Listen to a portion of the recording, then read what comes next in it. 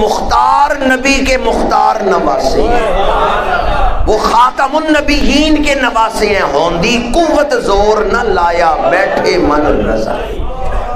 امام علی مقام اس وقت بڑی راحتوں میں ہے، قرب الہی کے اعلیٰ مقام پہ ہے، اس لیے ہم آ حسین نہیں کرتے، واہ حسین۔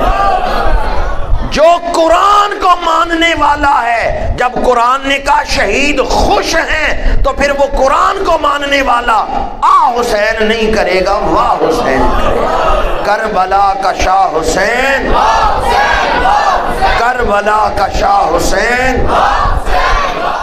الصلاة والسلام على سيد الأنبياء والمرسلين وعلى آله الطيبين الطاهرين وأصحابه الراشدين المهديين، أما بعد فأعوذ بالله من الشيطان الرجيم، بسم الله الرحمن الرحيم، ولا تقولوا لمن يقتل في سبيل الله أموات بل أحياء ولكن لا تشعرون، صدق الله مولانا العظيم۔ إن الله وملائكته يصلون على النبي يا أيها الذين آمنوا صلوا عليه وسلموا تسليما۔ الصلاة والسلام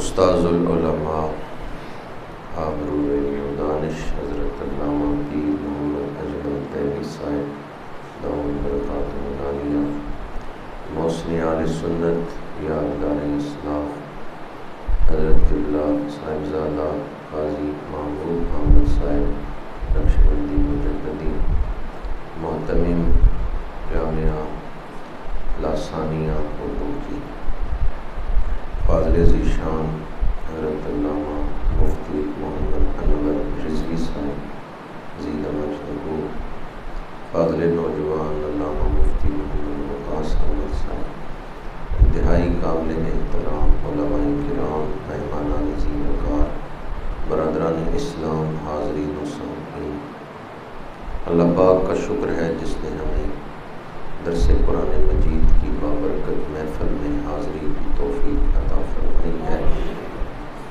دعا گو ہوں کہ خالق کائنات منتظمین کو، معاونین کو اجر عظیم عطا فرمائے۔ اس مسجد کی انتظامیہ، اہل محلہ، سنی تحریک کے نوجوان، بالخصوص محبی فی اللہ عزیز القدر محمد بلال صاحب، تمام ان کے رفقا ہدیہ تبریک کے مستحق ہیں، جو انتہائی عقیدت احترام سے درس قرآن پاک کا اہتمام کر رہے ہیں۔ اس دفعہ درس قرآن پاک کا عنوان جو ہے قرآن پاک کی روشنی میں حضرت امام علی مقام کا ذکر پاک، قرآن اور حضرت امام حسین رضی اللہ عنہ۔ چند گھڑیاں اس موضوع پر گفتگو کروں گا، اللہ تعالی حق گوئی کی توفیق عطا فرمائے۔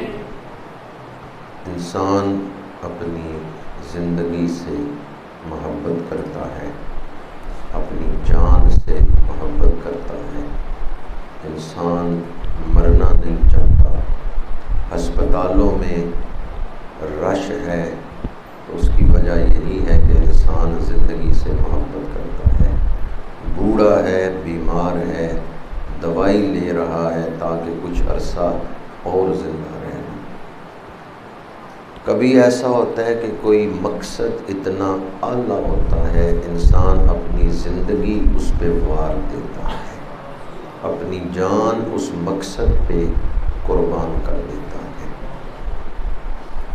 کسی ملک کے لیے کوئی جان دے تو قومی پرچم میں میت کو لپیٹ کے دفنایا جاتا ہے، توپوں کی سلامی دی جاتی ہے، فوج میت کو سیلوٹ کرتی ہے، یا اللہ کسی ملک کے لیے کوئی جان دے تو بڑے اعزاز کے ساتھ میت کو دفنایا جاتا ہے، جو تیرے لیے جان دے تو کیا عطا کرتا ہے؟ فرمایا جو میرے لیے جان دے میں اسے مرنے ہی نہیں دیتا، میں اسے حیات جاویداں عطا کرتا ہوں۔ وَلَا تَقُولُوا لِمَن يُقْتَلُ فِي سَبِيلِ اللَّهِ أَمْوَاتٌ، وہ جو اللہ کے راستے میں قتل کیے گئے انہیں مردہ نہ کہنا، بل احیاء ولکن لا تشعرون، بلکہ وہ تو زندہ ہیں لیکن تمہارا شعور اس بلندی تک نہیں پہنچ سکتا کہ ان کی زندگی کو سمجھ سکے۔ آڑتی کا سودا سنیارے کی ترکھڑی پہ نہیں تولا جا سکتا، سنیارے کی ترکھڑی پہ تولے ماسے رتیاں ان کا وزن ہوتا ہے، سنیارے کی ترکھڑی پہ چاولوں کی بوری نہیں رکھی جا سکتی۔ آڑتی کا سودا سنیارے کی ترکھڑی پہ نہیں تولا جا سکتا تو انسان کی عقل کے ترازو پہ شہادت کا مقام نہیں تولا۔ شہادت نوکرانی ہے نبوت کے دروازے، شہادت کو جو کچھ ملا ہے نبوت کی خدمت کی وجہ سے ملا ہے۔ جب شہید کے مقام کو سمجھنے سے ہمارا شعور قاصر ہے، جب شہادت جو کہ نوکرانی ہے اس کا مقام سمجھنے سے ہمارا شعور قاصر ہے، تو نبوت کا مقام کس طرح ہم سمجھ سکتے ہیں؟ نبوت کا مقام کتنا عرفہ اور اعلیٰ ہوگا۔ فرمایا بل احیاء ولکن لا تشعرون، شہید زندہ ہیں۔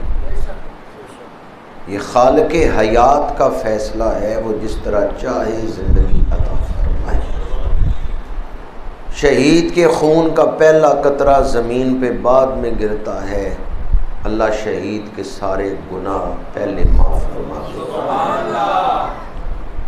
شہید کے استقبال کے لیے ہزاروں فرشتے زمین پہ نازل ہوتے ہیں۔ حضرت سعد بن معاذ رضی اللہ تعالی عنہ شہید ہوئے، مشکات شریف میں حدیث پاک ہے، ماشاءاللہ علماء کرام تشریف لائے، میں ان مہمانوں کو خوش آمدید کہتا ہوں۔ اللہ تعالیٰ ان مہمانوں کی تشریف آوری، علماء کی، بزرگوں کی تشریف آوری ہم سب کے لیے باعث برکت، باعث رحمت بنائے۔ مشکات شریف میں حدیث پاک ہے، حضرت سعد بن معاذ رضی اللہ تعالیٰ عنہ شہید ہوئے۔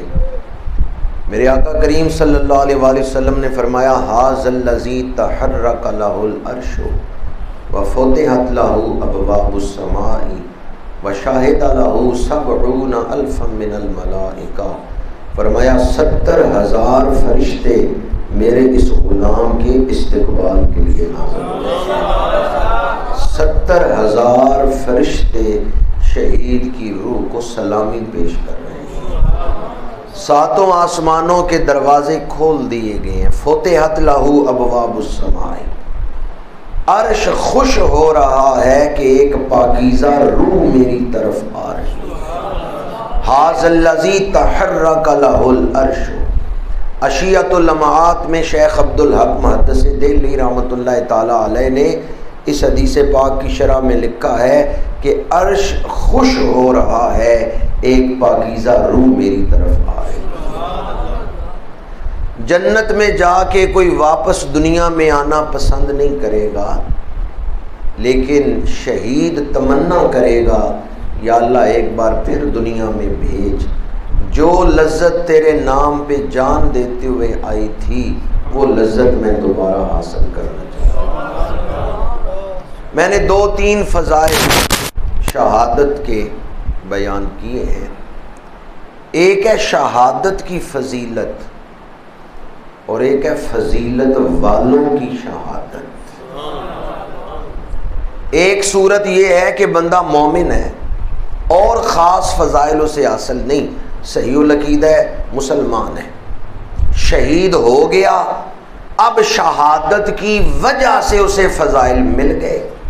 ایک صورت تو یہ ہے، اور دوسری صورت یہ ہے کہ جو شہید ہو رہا ہے وہ شہادت سے پہلے ہی بڑے فضائل پاتا ہے.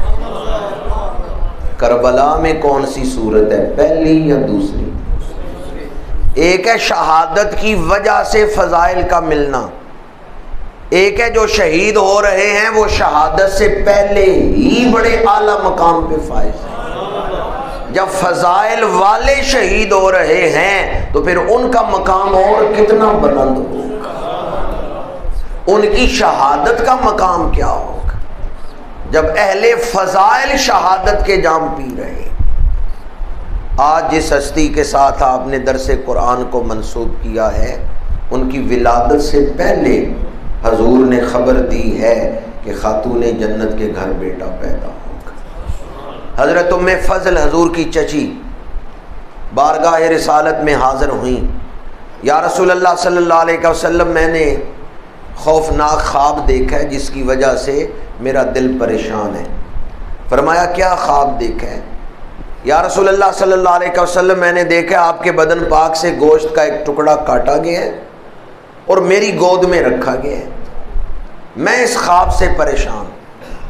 میرے آقا کریم نے فرمایا رأیت خیرا تالد فاطمہ تو غلامات، رأیت خیرا، فرمایا ام فضل تم نے بڑا اچھا خواب دیکھا ہے، خاتون جنت کے گھر بیٹا پیدا ہوگا.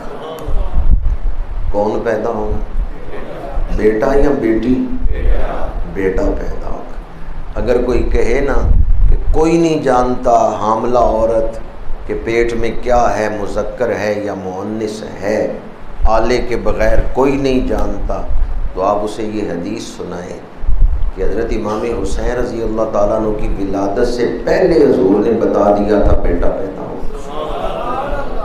اللہ نہ بتائے تو کوئی نہیں بتا سکتا، لیکن جب اللہ ہی اپنے نبیوں کو علم عطا فرمائے، وَعَلَّمَكَ مَا لَمْ تَكُنْ تَعْلَمْ وَكَانَ فَضْلُ اللَّهِ عَلَيْكَ عَظِيمًا، جو ہو چکا، جو ہو رہا ہے، جو ہوگا، ہر شے کا علم اللہ نے حضور کو عطا فرمایا.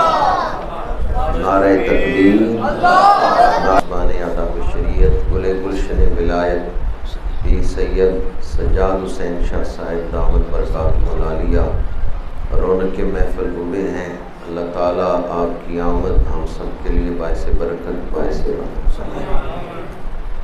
میں عرض یہ کر رہا تھا، ایک ہے شہادت کی فضیلت، ایک ہے فضیلت والوں کی شہادت. کربلا میں جو شہید ہوئے ہیں وہ شہادت سے پہلے ہی بڑے فضائل والے ہیں، پھر ان کی شہادت کتنے اعلیٰ درجے کی. ایک فضیلت میں نے بیان کی ہے کہ حضور نے حضرت ام فضل رضی اللہ تعالی عنہا کا خواب سن کے فرمایا رأیت خیرا تالد فاطمہ تو غلاما، فرمایا چچی تم نے بڑا اچھا خواب دیکھا ہے، خاتون جنت کے گھر بیٹا پیدا ہو. امام علی مقام کی ولادت ہوئی، حضور تشریف لائے، فرمایا ارون ابنی ما سمیتموہ، میرا بیٹا مجھے دکھاؤ، بتاؤ اس کا نام کیا رکھا ہے. امام علی مقام حضور کی گود میں ڈالے گئے، حضور نے کانوں میں اذان پڑھی. اذان ہم سب کے کانوں میں دی گئی ہے، پر ہمیں نہیں یاد کس نے اذان دی تھی. وہ کتنے خوش نصیب ہیں جن کے کانوں میں اذان ہی اذان والے دے رہے ہیں. پھر حضور نے گھٹی عطا فرمائی. پہلی غذا جو جزو بدن بنی ہے وہ حضور کا لعاب دہن ہے. حضرت امام حسین رضی اللہ تعالیٰ عنہ کو گھٹی کس نے دی ہے؟ حضور. اچھا مولا علی کو گھٹی کس نے دی؟ سیدہ خاتون جنت کو گھٹی کس نے دی؟ امام حسن کو گھٹی کس نے دی؟ ان چاروں ہستیوں کو گھٹی بھی حضور نے دی ہے، ان چاروں کے نام بھی حضور نے رکھے. تفسیر روح البیان علامہ اسماعیل حقی رحمۃ اللہ تعالی علیہ نے سورہ انبیاء کی آیت نمبر 30 کی تفسیر میں بیان کی ہے. مولا علی شیر خدا سے پوچھا گیا آپ کی زبان میں بڑی تاثیر ہے، ہونٹ کھولتے ہیں تو علم کے موتی بکھیرتے ہیں، یہ سب کچھ کہاں سے ملا ہے؟ شیر خدا کہتے ہیں لعاب رسول اللہ صلی اللہ علیہ وآلہ وسلم فی فمی، رسول اللہ کا لعاب علی کے دہن میں ہے۔ لعاب رسول اللہ صلی اللہ علیہ وآلہ وسلم فی فمی، شیر خدا فرماتے ہیں میری زبان سے جو نکل رہا ہے یہ حضور کے لعاب دہن کا فیض ہے جو امت کو مل رہا ہے۔ تو مولا علی کو بھی گھٹی حضور نے دی ہے، بی بی پاک کو بھی گھٹی حضور نے دی ہے، حسنین کریمین کو بھی گھٹی حضور نے دی ہے۔ مولا علی کا نام علی کس نے رکھا ہے؟ حضور نے رکھا ہے۔ بی بی پاک کا نام کس نے رکھا ہے؟ حضور نے رکھا ہے۔ اور حسنین کے نام حضور نے رکھے۔ یہ سعادت چند ایک صحابہ کو بھی حاصل ہے۔ اہل مدینہ کے ہاں بچہ پیدا ہوتا لے کے حضور کی بارگاہ میں حاضر ہو جاتے، یا رسول اللہ گھٹی عطا فرمائیں، اور حضور نے کئی صحابہ کو گھٹی دی ہے، ان کے بچوں کو گھٹی دی اور ان کے نام بھی رکھے۔ کتنے خوش نصیب تھے اہل مدینہ، بچہ پیدا ہوتا ہے حضور کی بارگاہ میں۔ حسنین کریمین کے ساتھ حضور نے محبت کر کے بھی دکھایا ہے اور محبت کے فضائل بھی بیان کیے۔ ایک ہے کسی شے کی فضیلت بیان کرنا، ایک ہے اپنا عمل بھی دکھانا، دونوں طرح کی حدیثیں موجود ہیں۔ بی بی پاک کا گھر حضور کے حجرے کے قریب ہے، امام حسین رضی اللہ تعالیٰ عنہ رو رہے ہیں، حضور نے قدموں میں نالین نہیں پہنے، ننگے پیر تشریف لے گئے ہیں اور جا کے اپنے نواسے کو اٹھایا، سینے سے لگایا۔ جب آپ چپ کر گئے ہیں تو حضور نے فرمایا الم تعلمی ان بکاءہ یؤذینی، فرمایا خاتون جنت حسین کو نہ رونے دیا کر، حسین روتا ہے تو میرے دل کو تکلیف ہوتی ہے۔ الم تعلمی ان بکاءہ یؤذینی، فرمایا حسین کا رونا میرے دل کو تکلیف دیتا ہے۔ بڑا اچھا ماحول تھا، اے سی لگا ہوا تھا، پنکھے چل رہے تھے، کچھ ایسا منظور ہوا قدرت کو کہ کربلا والوں کا ذکر ہو رہا ہے، تو سننے والوں کی بھی تو تھوڑی سی آزمائش ہو جائے۔ نعرہ تکبیر، نعرہ رسالت، نعرہ حیدری، حسینیت زندہ باد، حسینیت زندہ باد۔ جب بجلی ایجاد ہی نہیں ہوئی تھی، پنکھے بنے ہی نہیں تھے، اس دور میں بھی جلسے ہوتے تھے، تبلیغ ہوتی تھی یا نہیں ہوتی؟ میں آپ کی خدمت میں عرض کر رہا ہوں کہ امام عالی مقام کی محبت یہ ہمارا عقیدہ ہے، اور یہ بات بھی آج دل پہ نقش کر لیں، ذمہ دار ہوں اس بات کا، آل رسول کی محبت، ادب، اطاعت، یہ تینوں چیزیں اگر اکٹھی کہیں نظر آئیں گی تو صرف اہل سنت و جماعت میں نظر آئیں گی۔ دوبارہ عرض کر رہا ہوں، آل رسول کی محبت، آل رسول کا ادب اور آل رسول کی اطاعت، یہ تینوں چیزیں اگر اکٹھی نظر آئیں گی تو صرف اہل سنت و جماعت میں نظر آئیں گی۔ بعض لوگ جعلی محبت کا دعویٰ ضرور کرتے ہیں، محبت میں بھی وہ سچے نہیں ہیں، ورنہ حضور کی ساری آل کو مانتے۔ ان سے پوچھیں حضور کی ازواج مطہرات کو مانتے ہو؟ نہیں۔ حضور کی 4 بیٹیوں کو مانتے ہو؟ نہیں۔ امام حسن مجتبیٰ کی اولاد کو مانتے ہو؟ نہیں۔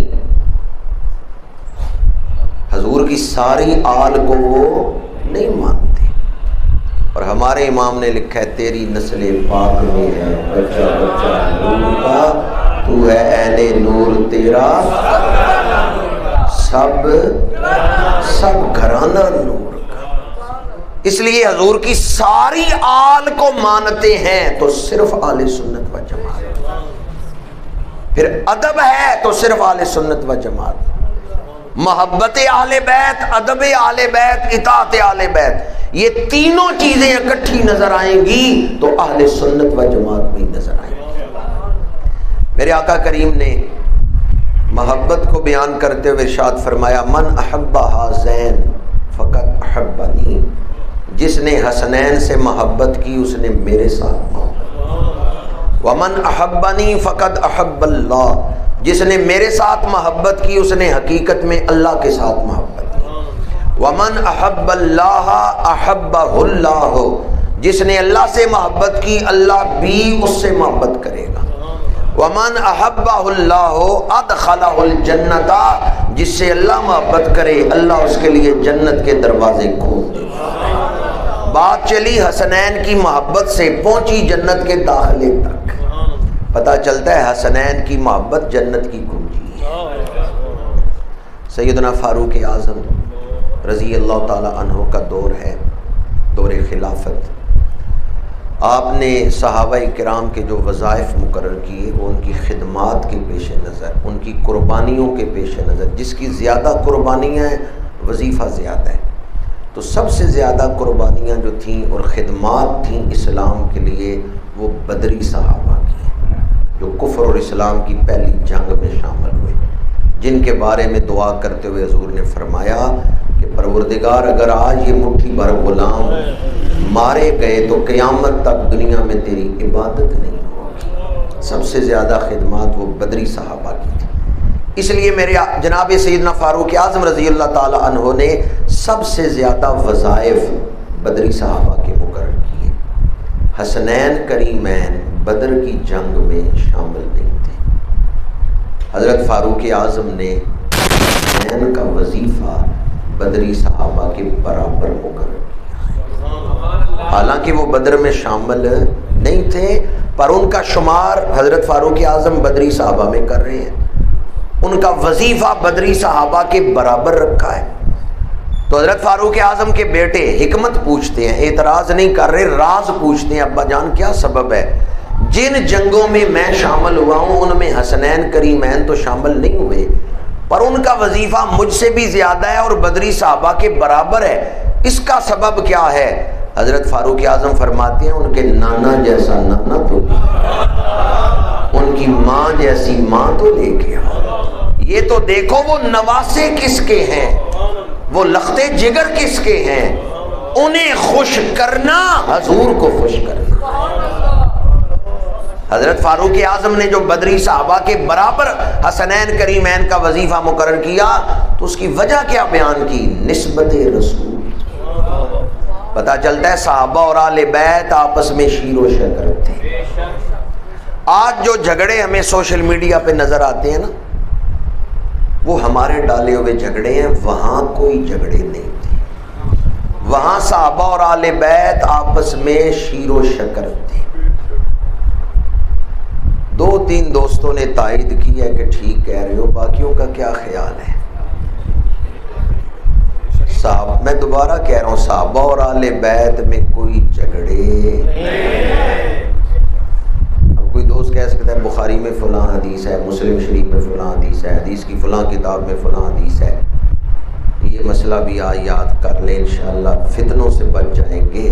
اختلاف رائے ہوا ہے صحابہ، ایک دوسرے کا مقام پیش نظر رکھتے ہوئے اختلاف رائے انہوں نے کی ہے، پھر آپس میں متفقہ فیصلہ بھی کی ہے جس پہ دونوں فریق اکٹھے ہیں اور وہ فیصلہ متفقہ فیصلہ ہے۔ پہلے اختلاف رائے ہوا ہے، پھر متفقہ فیصلہ ہوا ہے۔ اب مجھے بتائیں جب متفقہ فیصلہ ہوا تو آج ہمیں اختلاف رائے کو بیان کرنا چاہیے یا اس متفقہ فیصلے کو بیان کرنا چاہیے؟ اس متفقہ فیصلے کو بیان۔ جب صحابہ خود ہی وہ اختلاف رائے ختم کر گئے اور متفقہ فیصلہ کر گئے تو پھر ہم کون ہوتے ہیں اختلاف رائے پر زور دینے والے؟ اختلاف رائے والی حدیثیں ملیں گی پر آخر میں متفقہ فیصلہ بھی ملے گا کہ دونوں فریقوں نے مل کے ایک فیصلہ کیا ہے۔ تشریح میں نہیں جا رہا، صرف ایک جملہ بیان کر رہا ہوں، اور خلاصہ اس بحث کا باغ فدق پر بڑی تقریریں ہوئی ہیں اور سارا زور اختلاف رائے پہ ہوا ہے۔ میں کہتا ہوں دونوں فریقوں نے متفقہ فیصلہ بھی امت کو دیا ہے۔ جو فیصلہ صدیق اکبر کا ہے وہی فیصلہ خاتون جنت کا ہے، جو فیصلہ حضرت سیدہ نساء العالمین کا ہے وہی فیصلہ حضرت صدیق اکبر کا ہے۔ دونوں فریقین نے ایک متفقہ فیصلہ امت کو دیا ہے. اب ہمیں کیا کرنا چاہیے؟ اختلاف رائے کو بیان کریں یا متفقہ فیصلے کو؟ جب صحابہ خود آپس میں متفقہ فیصلہ کر کے امت کو اس اختلاف سے نکال کے گئے ہیں تو ہم کون ہوتے ہیں پھر اس اختلاف کو پیدا کرنے والے؟ بہت سارے مسائل ایسے ہیں جن میں بیان کرنے والے اختلاف رائے پہ زور دیں گے، متفقہ فیصلہ نہیں بیان کریں. دوبارہ عرض کر رہا ہوں، وہ متفقہ فیصلہ فریقین کا متفقہ فیصلہ ہے، فریقین اس پہ متفق ہیں. تاجدار گولڑا نے فتاوی مہریہ میں ارشاد فرمایا ہے کہ فیصلہ ہو رسول اللہ کا تو کوئی اس سے اختلاف کیسے کر سکتا ہے؟ ابتدا میں اختلاف رائے ہوتا تھا، لیکن جب ظاہر ہوتا تھا نا اس معاملے میں حضور کا فرمان یہ ہے تو سارے سر جھکا لیتے. تو آج جس دور میں میں اور آپ زندگی گزار رہے ہیں، اس دور میں دوبارہ عرض کر رہا ہوں، اہل سنت کا عقیدہ ہی وہ عقیدہ ہے جس میں آپ کو کہیں بھی بے ادبی نہیں نظر آئے. دنیا میں ایک ایسی جماعت بھی موجود ہے، ان سے پوچھیں مسلمان ہو؟ وہ کہتے ہیں ہم مسلمان ہیں. ان سے پوچھو قرآن کو مانتے ہو؟ کہتے ہیں نہیں، قرآن کو نہیں ہم مانتے لیکن ہم مسلمان ہیں. میں آپ سے پوچھتا ہوں، جو قرآن کوئی نہ مانے وہ مسلمان ہے؟ قرآن نے کہا رحماء بینہم، صحابہ آپس میں رحم دل ہیں، مشفق ہیں، ایک دوسرے کے ساتھ اس نے سلوک کرنے والے ہیں. جب ہم قرآن سناتے ہیں لوگ کہتے ہیں نہیں تاریخ کی فلاں کتاب میں یہ آیا ہے. مجھے بتائیں، تورات آسمانی کتاب ہے، حضرت موسیٰ پہ نازل ہوئی ہے، اصل تورات مل جاتی ہے. انجیل آسمانی کتاب ہے، حضرت عیسیٰ پہ نازل ہوئی ہے، اصل انجیل مل جاتی ہے. میرے پاس 4 نسخے ہیں انجیل کے، چاروں مختلف ہیں، لوکا، متی، یوحنا، برناباس. حالانکہ انجیل آسمانی کتاب ہے لیکن محفوظ نہیں، لوگوں نے اپنی مرضی سے چیزیں شامل کر دی. سوائے قرآن پاک کے کوئی آسمانی کتاب محفوظ نہیں، تو تاریخ کی کتابیں کیسے محفوظ ہیں؟ کربلا کا واقعہ 61 ہجری میں ہوا ہے، کربلا پہ پہلی کتاب 170 ہجری میں لکھی گئی ہے، یعنی واقعہ کے 110 سال بعد کربلا کی تاریخ لکھی جا رہی. 170 ہجری سے پہلے کربلا پہ کوئی کتاب دکھاؤ. کربلا کی تاریخ واقعہ کے 110 سال بعد لکھی جا رہی. تو جہاں بھی تاریخ قرآن سے ٹکرائے ہم نے عمل کس پہ کرنا ہے؟ بعض لوگوں نے کہا نہیں قرآن نہیں ہم مانیں گے، ہم تاریخ کو مانیں گے. جنہوں نے تاریخ کی کتابوں کا کلمہ پڑھا ہے وہ مسلمان کہلا سکتے ہیں. دوبارہ عرض کر رہا ہوں، ایک جماعت ایسی ہے، ان سے پوچھیں قرآن کو مانتے ہو؟ کہتے ہیں نہیں ہم قرآن کو نہیں مانتے. اب میں دلیل دیتا ہوں، آپ خود فیصلہ کریں وہ قرآن کو مانتے ہیں یا نہیں مانتے. آج جو خطبہ میں نے آیت پڑھی اس میں کیا ہے کہ شہید زندہ ہے، بل احیاء، واضح 2 ٹوک بات ہے، شہید ربیع الاول شریف کے مہینے میں ہم جلوس نکالتے ہیں، جھنڈیاں لگاتے ہیں، تو بعض لوگ سوال کرتے ہیں کہ اس مہینے میں حضور کا وصال ہوا ہے. ربیع الاول میں حضور کا وصال بھی ہوا ہے، ولادت ہے، وصال بھی ہے، تو تم سوگ کیوں نہیں مناتے؟ چاہے 2 ربیع الاول کو وصال ہے، چاہے 9 کو ہے، چاہے 12 کو ہے ربیع الاول میں. تو یہ سوگ کا مہینہ بناؤ، اس میں حضور کے وصال کا تمہیں کوئی غم نہیں؟ تم سوگ کیوں نہیں مناتے ربیع الاول میں؟ تو ہم انہیں کیا جواب دیتے ہیں؟ ہم کہتے ہیں سوگ کیوں منائیں، حضور ہیں ہی زندہ. تو زندہ ہے واللہ. شہید کون ہے؟ جو حضور کے نام پہ جان دے رہا ہے، لا الہ الا اللہ محمد الرسول اللہ صلی اللہ علیہ وآلہ وسلم. جن کا نام نہیں مرنے دیتا، نام والوں کی شان کیا؟ جن کے نام پہ جان دینے والا حیات جاوداں پا لیتا ہے، خود نام والوں کی شان کیا؟ ہم کہتے ہیں ہم کیوں سوگ منائیں، حضور تو ہیں ہی زندہ. تو اب مجھے بتائیں، ہم اس وجہ سے ربیع الاول میں جب وہ دن لوٹ کے آتے ہیں جن دنوں میں حضور کا وصال ہوا، سوگ نہیں مناتے کہ حضور زندہ ہیں. تو حضرت امام حسین زندہ ہیں یا نہیں؟ شہید زندہ ہیں۔ یہ گجرانوالہ کا واقعہ ہے۔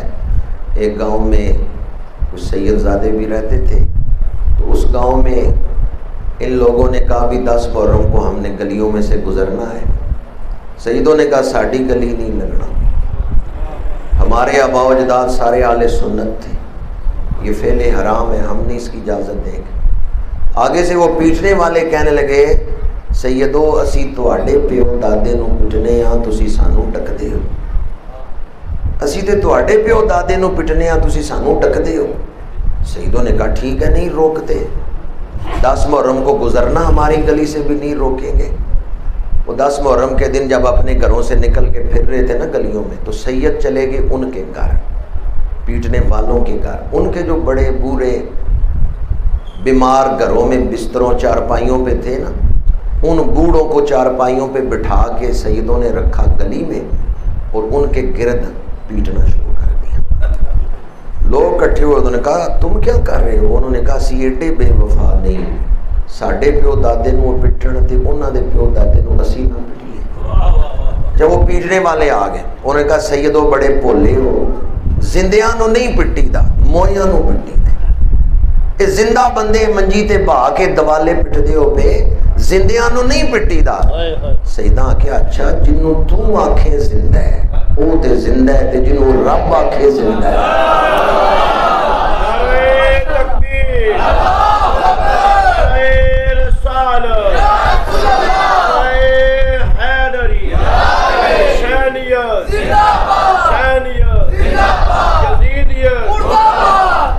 اس وقت حضرت امام علی مقام دکھ میں ہے، تکلیف میں ہے یا راحت میں ہے؟ یا اللہ جو امام پاک کے لیے یہ لفظ راحت بولے اسے بغیر حساب کی جنت عطا فرما۔ جب شہید اعظم کے نام پہ مانگنا ہے تو پھر چیز بھی تو بڑی مانگے نا، یا اللہ بغیر حساب کی جنت عطا فرما۔ امام علی مقام اس وقت تکلیف میں ہے کہ راحت میں ہے؟ میں اس پر قرآن کی آیت سناتا ہوں، پھر آپ فیصلہ کریں کون قرآن کو مانتے ہیں اور کون انکار کرتے ہیں۔ وَلَا تَحْسَبَنَّ الَّذِينَ قُتِلُوا فِي سَبِيلِ اللَّهِ أَمْوَاتًا بَلْ أَحْيَاءٌ عِندَ رَبِّهِمْ يُرْزَقُونَ فَارِحِينَ بِمَا آتَاهُمُ اللَّهُ۔ قرآن کہتا ہے جب شہید درجہ شہادت پہ فائز ہوتے ہیں، اللہ انہیں اتنا کچھ عطا کرتا ہے، شہید بڑے خوش ہیں، شہید بڑے۔ اگر یہ آیت قرآن کی نہ ہو کہ شہید خوش ہیں، آپ کا ہاتھ اور میرا گریبان۔ اور جب قرآن کہے کہ شہید خوش ہیں تو پھر ہمیں آ حسین کرنا چاہیے یا واہ حسین کرنا؟ 3 دفعہ کہہ سکتے ہیں واہ حسین۔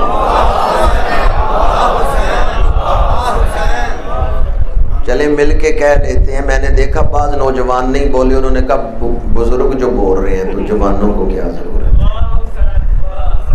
جوانوں سے کہوں گا ذرا آپ بھی کہاں لے کے جانی ہے آپ نے یہ طاقت؟ کربلا کا شاہ حسین، کربلا کا شاہ حسین، کربلا کا شاہ حسین۔ بعض لوگ اس طرح ذکر کرتے ہیں امام علی مقام کا کہ مجبور تھے، کچھ کر نہیں سکتے تھے۔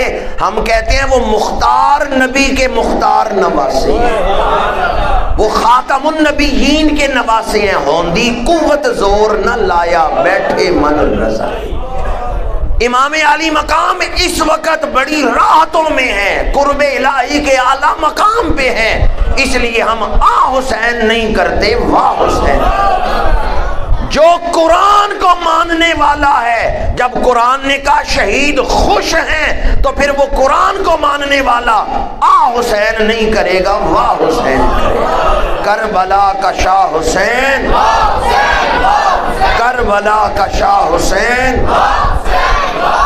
2 آیتیں میں نے آپ کو سنائی، ایک آیت میں شہید زندہ ہے، دوسری آیت میں شہید خوش ہیں، تیسری آیت پڑھ رہا ہوں وَاصْبِرْ وَمَا صَبْرُكَ إِلَّا بِاللَّهِ وَلَا تَحْزَنْ عَلَيْهِمْ۔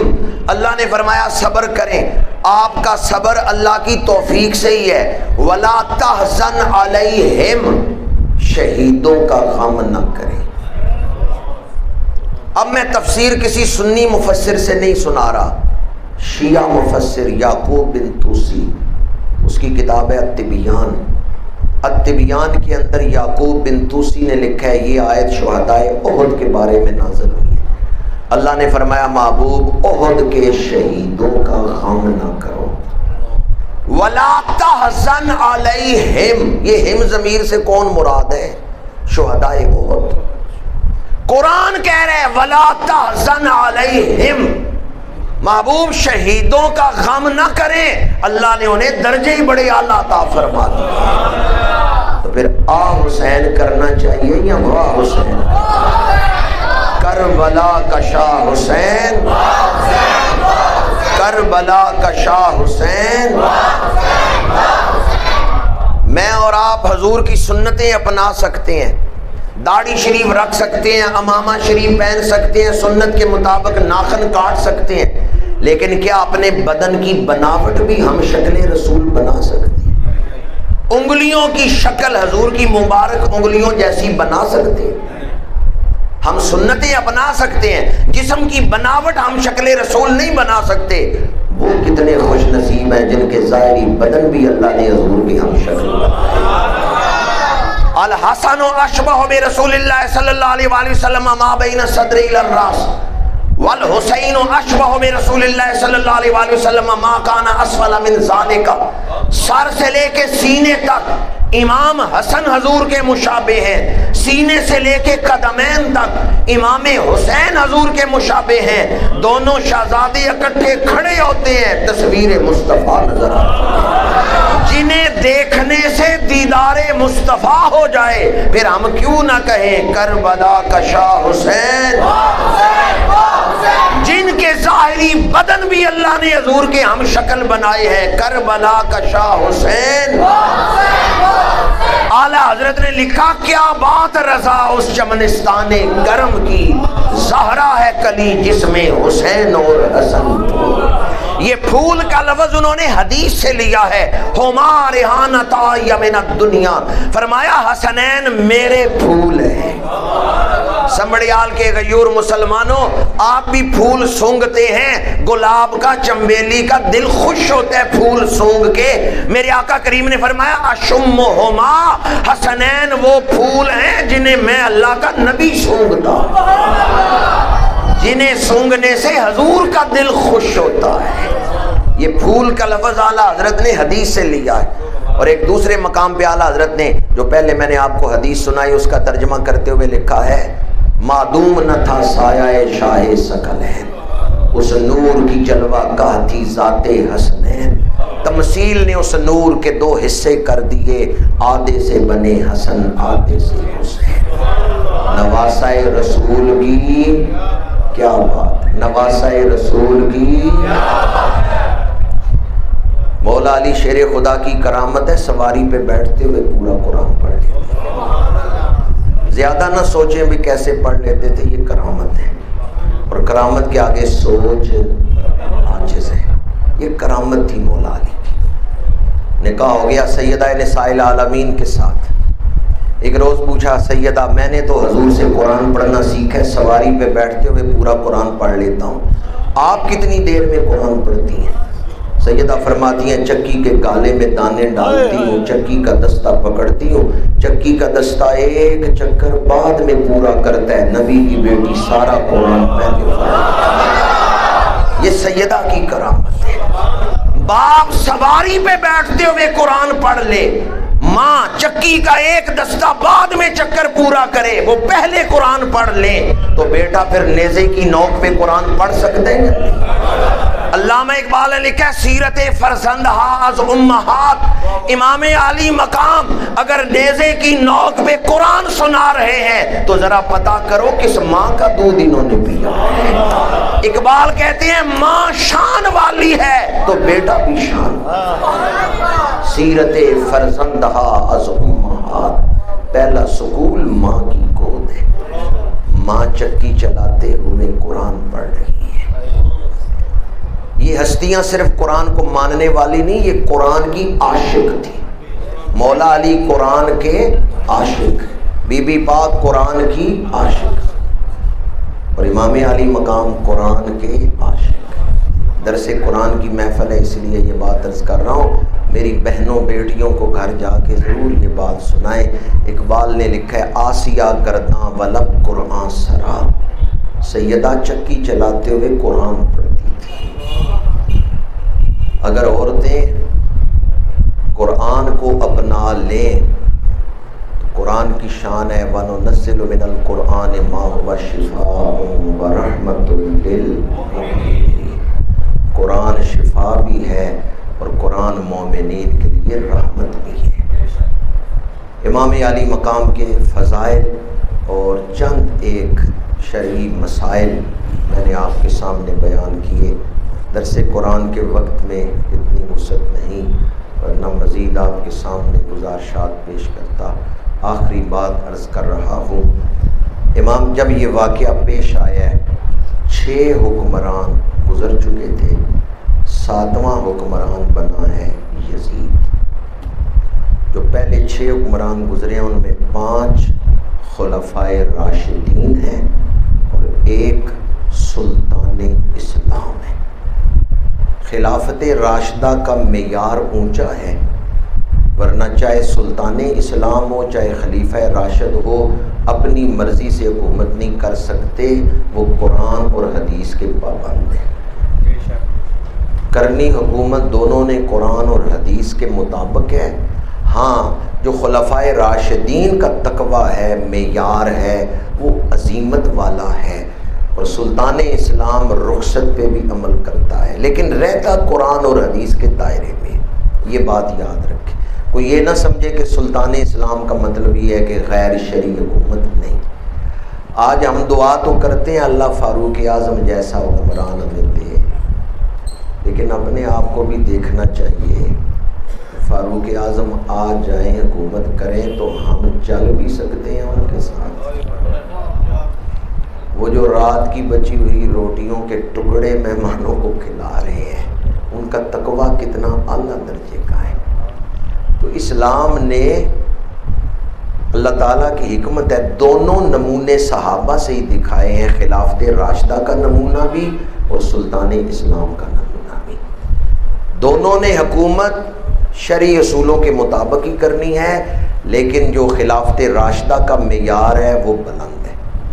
ویسے بندہ پاس تو 40 نمبروں والا بھی پاس ہوتا ہے، 45 نمبروں والا بھی پاس ہوتا ہے، پر جس کے 90 سے زیادہ نمبر ہو یا 99 نمبر ہو وہ فرسٹ ڈویژن میں اعلیٰ نمبروں پہ پاس ہوتا ہے۔ جو سلطان اسلام ہے یہ مطلب نہیں کہ وہ خلاف شرع حکومت کر رہے ہیں۔ بعض لوگ یزید کی وجہ سے حضرت امیر معاویہ رضی اللہ تعالیٰ عنہ کی بے ادبی کرتے ہیں۔ ہم کبھی بھی حضرت امیر معاویہ رضی اللہ تعالیٰ عنہ کا موازنہ نہیں کرتے مولا علی کے ساتھ، کبھی ذہن میں خیال بھی نہیں آیا کہ ان کا موازنہ ہو سکتا ہے۔ مولا علی شیر خدا تو تمام صحابہ میں سوائے 3 خلفائے راشدین کے آپ سب سے افضل ہیں۔ حضرت سیدنا صدیق اکبر، فاروق اعظم، عثمان غنی، ان 3 صحابہ کے علاوہ باقی تمام صحابہ سے مولا علی افضل ہے، بلند مقام میں ہے۔ حضرت امیر معاویہ رضی اللہ تعالیٰ عنہ اگر برق رفتار گھوڑے پہ بیٹھے ہوں، یعنی جو بجلی کی رفتار سے چل رہا ہے گھوڑا، براق پہ بیٹھے ہوں، ازل سے ابد تک براق اڑتا رہے، مولا علی کے مقام تک نہیں پہنچ سکتا، ان کا مقام رفع اور اعلیٰ ہے۔ لیکن حضرت امیر معاویہ کی جو خدمات ہیں اور ان کی جو عظمت ہے، اس کا دفاع کرنا اہل سنت و جماعت کے بزرگوں کا طریقہ رہا ہے۔ ہم حضور کی ہر نسبت کا ادب کرتے ہیں، نہ کسی صحابی کی بھی بے ادبی کی اجازت نہیں دیتے۔ کسی ایک صحابی کی بھی بے ادبی کریں گے اپنے سینے سے ایمان کا چراغ کل کر رہے ہیں۔ تو تمام اہل بیت، تمام صحابہ، ان کا ادب ہمارے اوپر واجب ہے۔ یزید کی وجہ سے بعض بے ادبی کرتے ہیں، جی انہوں نے یزید کو کیوں جانشین بنایا؟ تو یاد رکھیں جس طرح تاریخ کی کتابوں میں یہ موجود ہے کہ حضرت امیر معاویہ نے یزید کو جانشین بنایا یا اس کے لیے مشورہ کیا، اسی طرح یہ بھی موجود ہے کہ انہوں نے جانشین نہیں بنایا، یہ روایتیں بھی موجود ہیں۔ حضرت ابو شکور سالمی رحمۃ اللہ تعالیٰ علیہ نے التمہید میں یہ روایت نقل کی ہے۔ تو جب دونوں طرح کی روایات ہیں تو پھر ایک روایت پر ہی آپ زور کیوں دے رہے ہیں؟ اور دوسری بات یہ کہ حضرت داتا صاحب فیصلہ کریں تو آپ کو فیصلہ قبول ہے، سید بھی ہیں اور بہت بڑے اکابرین امت میں سے ہیں داتا صاحب۔ کشف المحجوب میں داتا صاحب نے لکھا ہے تا حق ظاہر بود مر حق را مطابع بود جو حق مفقود شد شمشیر بر کشید۔ داتا صاحب فرماتے ہیں اگر حضرت امیر معاویہ فاسق و فاجر ہوتے امام علی مقام 20 سال نہ مانتے۔ جنہیں امام نے مانا ہے اس کا مطلب ہے وہ فاسق و فاجر کتنے سال مانے؟ 20 سال، 41 ہجری سے 60 ہجری تک۔ تو داتا صاحب نے یہ فیصلہ لکھا ہے کہ اگر وہ فاسق و فاجر ہوتے امام علی مقام 20 سال مانتے۔ جس دور کی میں بات آپ کو سنا رہا ہوں اس دور میں اسلامی ملک کتنے تھے؟ آج کل تو 60 سے زیادہ اسلامی ملک ہیں، اس وقت ایک ہی اسلامی ملک تھا جو 3 بر اعظموں میں پھیلا ہوا تھا، بر اعظم افریقہ، بر اعظم ایشیا اور بر اعظم یورپ۔ یورپ کا ملک جو سائپرس ہے یہ حضرت عثمان غنی کے دور میں فتح ہوا تھا۔ تو یورپ، ایشیا اور افریقہ تینوں میں وہ ایک اسلامی ملک تھا جس کے اکیلے سربراہ حضرت امیر معاویہ رضی اللہ عنہ۔ مسئلہ یاد رکھے، علماء کی موجودگی میں بیان کر رہا ہوں، وقت تو کب آئے گا یہ اللہ بہتر جانتا ہے۔ ہمارے اوپر یہ لازم ہے کہ پوری امت اکٹھی ہو کے ایک حکمران کے پیچھے حضور کی بعثت کے جو مقاصد ہیں ان کے لیے کوشش کریں۔ جس مقصد کے لیے حضور دنیا میں تشریف لائے ہیں پوری امت اکٹھی ہو کے ایک حکمران کے پیچھے۔ یہ مسئلہ آج کل ہمیں سمجھ نہیں آ سکتا کیونکہ ملک اپنے اپنے ہیں، لیکن ذرا تصور تو کریں اگر سارے اسلامی ملک مل کے ایک ملک بن جائیں، ریال سعودی عرب میں بھی چل رہا ہو، ریال پاکستان میں بھی چل رہا ہو، ریال ہی افغانستان میں چل رہا ہو، ریال ہی ترکی میں اور مصر میں، اگر پورے تمام اسلامی ملکوں میں ایک سکہ چلے ڈالر ختم نہیں ہو جائے گا؟ پاؤنڈ ختم نہیں ہو جائے گا؟ ہمارا روپیہ کیوں نہیں اس سے لڑ سکتا؟ چونکہ ایک ملک میں جو چلتا ہے۔ اگر 2.25 ارب مسلمان ایک سکہ اپنا لیں گے غیر مسلموں کی تو کمر ٹوٹ جائے گی۔ اس لیے وہ امت مسلمہ کو اکٹھا نہیں ہونے دیتے۔ پہلے امت اکٹھی تھی۔ آج کل ترکی میں کیا ہو رہا ہے ہمیں کوئی غرض نہیں، مصر میں کیا ہو رہا ہے ہمیں کوئی غرض نہیں، کیونکہ ہمارا ملک الگ ہے، ان کا ملک الگ ہے۔ لیکن اگر یہ سارے خطے ایک ملک بن جائیں، اگر حکمران فاسق و فاجر ہو تو کیا ہم خاموش رہیں گے؟ ابھی مفتی انور صاحب کا جلال آپ دیکھ رہے تھے کیسے وہ مسائل ایک دینی حمیت کے ساتھ بیان کر رہے ہیں۔ تو اگر ساری امت ایک حکمران کے پیچھے ہو ممکن ہی نہیں وہ فاسق و فاجر اور حکومت کر جائے۔ پیچھے صحابہ ہیں، پیچھے مفسرین ہیں، محدثین ہیں، ساری امت ایک حکمران کے پیچھے چل رہی ہے اور وہ حکمران فاسق ہو، یہ کیسے ہو سکتا ہے؟ جبکہ اس دور کے مفسرین محدثین کے فتاوی اٹھا کے دیکھیں، ان کے نزدیک کوئی فاسق و فاجر حاکم بن ہی نہیں سکتا۔ تو اس لیے اس دور میں ممکن ہی نہیں تھا، جب صحابہ موجود ہیں، جب جلیل القدر اہل بیت موجود ہیں، کوئی فاسق و فاجر حکومت کر جائے۔ آج اس دور میں میں اور آپ اس مقصد کے لیے کوئی عملی کام تو نہیں کر سکتے، پر دعا تو کر سکتے ہیں کہ یا اللہ عالم اسلام کو اتحاد عطا فرما۔ چند لوگوں نے آمین کہ یہ لگتا ہے مایوس ہیں آپ کہ بھی اتحاد ہو ہی نہیں سکتا۔ لا تقنطوا من رحمت ان اللہ علی کل شیء قدیر، پیوستہ رہ شجر سے امید بہار رکھ، کبھی مایوس نہ ہو۔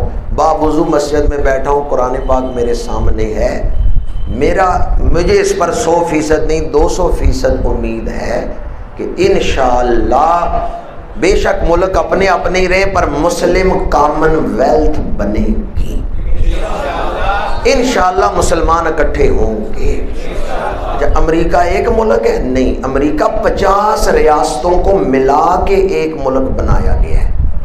یورپ ایک ملک ہے؟ نہیں، یہ 24-25 ملکوں کو ملا کے یورپ بنایا گیا ہے۔ ان میں 17-18 ملکوں میں تو میں ہو کے آیا ہوں. یورپ ایک ملک نہیں، امریکہ ایک ملک کا نام نہیں، وہ 50 ریاستیں ہیں جن کو ملا کے ایک ریاست بنائی گئی ہے جس کا نام امریکہ ہے. تو کیا 60 اسلامی ملک مل کے ایک ریاست نہیں بنا سکتے؟ جبکہ امریکہ 50 ریاستوں کا ایک ملک بنا ہوا ہے. تو دعا کریں اللہ عالم اسلام کو اتحاد عطا فرمائے. اچھا دعا کرنے میں کیا مشکل ہے؟ دعا کرنے میں تو کچھ خرچ نہیں ہوگا، پر یقین کریں حضرت کی موجودگی میں یہ دل کی بات کر رہا ہوں، اگر آپ صرف دعا ہی کرتے رہے نا حضور کی امت کے لیے. اقبال کہتے ہیں جب مجھے سرہند شریف حاضری ہوئی، رات میں حضرت مجدد الفسانی کے مزار پہ اکیلا بیٹھا ہوا تھا، میں نے دیکھا قبر شریف کے پردے ہٹ گئے ہیں، مجدد الفسانی خوش ہو کے میری طرف دیکھ رہے ہیں. اور حضرت مجدد الفسانی نے فرمایا اقبال تو جو رات کے اندھیروں میں اکیلے بیٹھ کے حضور کی امت کے لیے دعا کرتے ہیں نا، حضور اس پر بڑے خوش ہوتے ہیں. تو میں آپ کی خدمت میں عرض کروں گا حضور کی امت کے لیے دعا تو کر سکتے ہیں نا، عملی قدم کوئی نہیں اٹھا سکتے تو کم از کم دعا تو کریں اللہ عالم اسلام کو اتحاد عطا فرمائے. کی محمد سے وفا تو نے تو ہم تیرے ہیں، یہ جہاں چیز ہے کیا لوگوں قلم